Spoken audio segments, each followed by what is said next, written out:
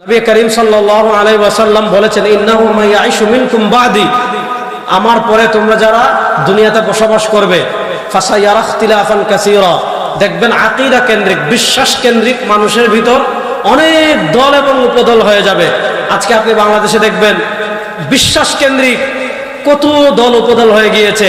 একদল বিশ্বাস করে বাবা ভান্ডারী আমাকে তরাতে পারবেন, আরেক দল বিশ্বাস করে অমুক পীর আমাকে বাঁচাতে পারবেন, আরেক দল বিশ্বাস করে অমুক পীরের মুরিদ হয়ে গেলে আমার জান্নাত নিশ্চিত, আরেক দল বিশ্বাস করে কবরে সিজদা দেওয়া যাবে, আরেক দল বিশ্বাস করে গান বাজনা করা যাবে, আরেক দল মনে করে গাঞ্জা খাওয়া যাবে। আপনাদের এই কুমিল্লার এক ভদ্রলোকের আমি বক্তব্য শুনছিলাম, উনি বলছে গাঞ্জা খাওয়া জায়েজ।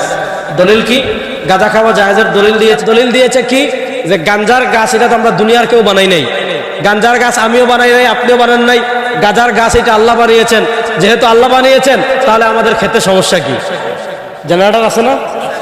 তাহলে তো বাংলাদেশে এরকম মতবাদের লোকও আছে যে বলে গাঁজা খাওয়া যায়। নাঙ্গলকোটের এক পীরের বক্তব্য দেখলাম, উনি বলেছে গাঁজা খাওয়া যায়। দলিল কি?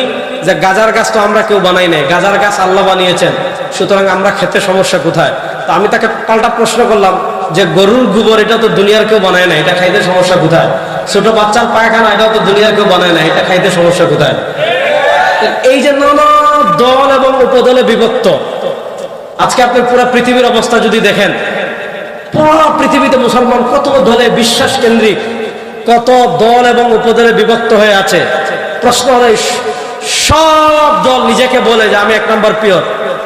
আপনি মাইজভান্ডারে দেখবেন কবরে সিজদা দেয়, আপনি মাইজভান্ডারে দেখবেন নারী পুরুষ একত্রিত হয়ে নাচানাচি করে, আপনি মাইজভান্ডারে দেখবেন সরাসরি বাবার কাছে চায়। আপনি তাদেরকে জিজ্ঞাসা করবেন, ভাই পৃথিবীতে এক নম্বর খাঁটি দল কারা? তারা বলবে পৃথিবীতে এক নম্বর খাঁটি